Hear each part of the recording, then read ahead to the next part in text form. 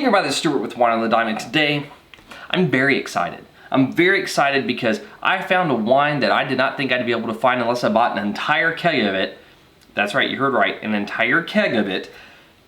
But I was able to find it anyway at the greatest convenience store in the world, also known as Buc-ee's. Today, I am going to be reviewing the 2019 Bridge Lane White Merlot. That's right, stay tuned.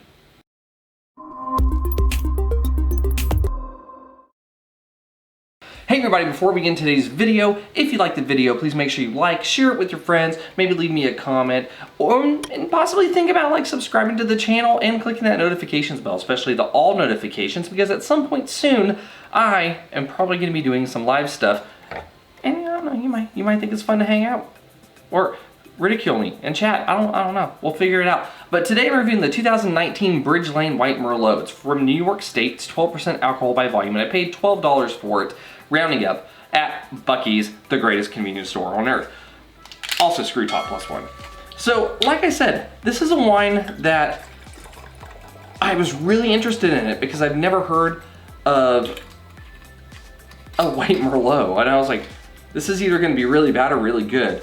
But then I saw that I had to pay like $204 for an entire keg of it if I wanted to have it in San Antonio at the time that it came out. And that's like 3 months of content, 4 months of content on this channel. Yeah, that dog doesn't hunt with the wife. So what I had to do instead was I had to say, you know what, I'm gonna do this at some point, maybe someone else will make one. But then I went to Buc-ee's and they had it, so I bought it. And this is one of the reasons why my wife does not like it when I walk out with the card, because when I see something that I want like this wine related, I have no self-control. It's really bad. Anyway, personal problems aside, let's get to this wine. So, from a color standpoint, it's Merlot, and it looks like a Pinot Grigio. It's the weirdest thing. From a color standpoint, you are, I don't even know what color this is. It's like a copper, like you're like a super pale, it's not even a W set color. You're like a pale copper, no artifacts, no cloudiness. All right, so from a nose standpoint, medium intensity on the nose. Oh, that is funky. And apparently there's a hair, it's probably one of mine at this point. I can't even blame the wife for long hair at this point. Man, that is a funky smell. And not in a bad way. It smells like a rosé. This is where it's weird. It smells like a Provence rosé, which is not what I would expect at all from this wine. You get a little bit of red apple, a little bit of melon, a little bit of peach.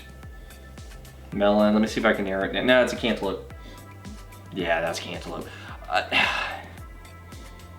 Maybe a tiny bit of lime. No, maybe lime or lemon. It's one of those. I'm having a hard time differentiating it. What if I have the couve? Would I have the cove it? No. I can smell other things. Yeah, I'm good. So, man, this is a interesting wine. Like I said, medium intensity on the nose. I don't know if it's gonna taste like rosé though. You know, you check that. Let's go over the taste. Medium plus acid, medium minus body. That is weird. It doesn't taste like a Provence rosé. Smells like it. All right, so it tastes like someone got a rosé, a Pinot Noir, and mixed it with a little bit of Sauv Blanc or Albarino. And then there's this other thing that's going on with it that's a little appley, and that's where I think almost like the Pinot Grigio type thing comes in. Pinot Gris or Grigio, depending on which. But I mean, it's a funky thing. I can honestly say I've never had anything like it before. It's got a medium minus finish. Intensity of fruit, it's medium intensity on the fruit. It's dry. It is bone dry. This is a funky wine. But you know what? If all this craziness hadn't gone down, this would be a damn good tubing wine. Like, pour this into a container that will not break on river rocks. Keep it cold. And just enjoy it as you're like floating down a river listening to music. That's a thing here in Texas. I don't know if it is everywhere else, but it's a big thing here in Texas. Man, that would be good. Just have a little bit like meat and cheese out of the cooler. Take a sip of that. Just go float. Oh man, dude. Okay. Anyway, I got to get back to realities. Snap. Okay, so let's get to the blick on this wine. Balance. You're in balance. I think that everything works. I mean, there's really no noticeable tannins, which I would be concerned with how light this body is if there was tannins. You don't have to worry about it. So you just get this really nice fruitiness. Alcohol is kind of tastes low, and that works with that body and everything. So I think overall it works pretty well. In terms of length, medium minus finish, you don't get a point. Intensity, you are getting half a point because you have a medium nose and you have a medium in palate. And for complexity, I can't really give you a point here, just because there's just a few things. It's a very simple wine. So, I mean, ultimately, you get 1.5 points. I think I'm going to still lean towards good. Yeah, and here's why. You're $12 rounding up. Okay, so that's not bad in itself.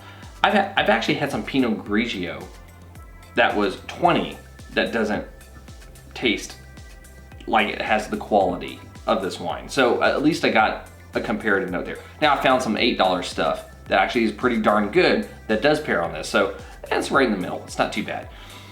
Going into kind of that next step of preparation, I feel like this could have been a wine that could have been really easy to screw up. I don't know what it takes to make a white Merlot.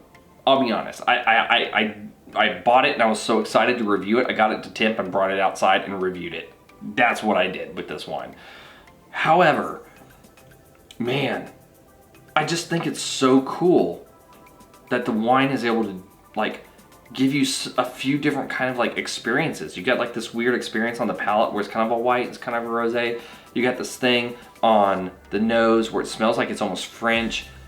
It's just a really interesting thing.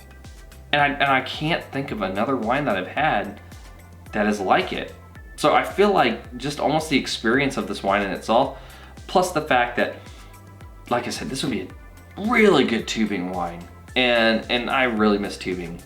And this kind of makes me feel like just sitting in my kid's pool outside and just have my wife like spray me with the hose while I just sip it and just pretend like I'm on a river. That might be what I need to pair with this wine. Besides the other stuff, I mean, meat, cheese, all that stuff's gonna come along with me if the dog doesn't steal it before I finish it. So, yeah, you're a good wine, and I really would like to know, do you guys have any other white Merlots that you've tried or seen, or because I want to know if this is just like this weird kind of standout thing where I find this one good and all the other of them are trash, or maybe this one compared to the other ones isn't as good. I don't know, but leave me a comment below if you've ever had some or know where I can find other ones, and I'd be really interested to try them. But this is kind of a fun wine. Anyway, this has been Stuart with Wine on the Dime. If you liked today's video, please like, subscribe, and comment. Have you had the Bridge Lane White Merlot? I'd be interested to know if you have. Leave a comment below, and I'll see y'all again soon with another episode from Wine on the Dime. In the meantime, yeah, like I'm seriously just gonna go on, get my swimsuit, gonna grab some like snack stuff out of the fridge, and if my wife doesn't agree to stand there and just spray me in the face with a hose while I'm enjoying this, then maybe I'll just put out the sprinkler and just like sit in like a lawn chair and get soaked while I eat. I don't know. I gotta figure out something. This requires water. This requires water and some food, and I just want to get out of this house. Also, I'll see you later.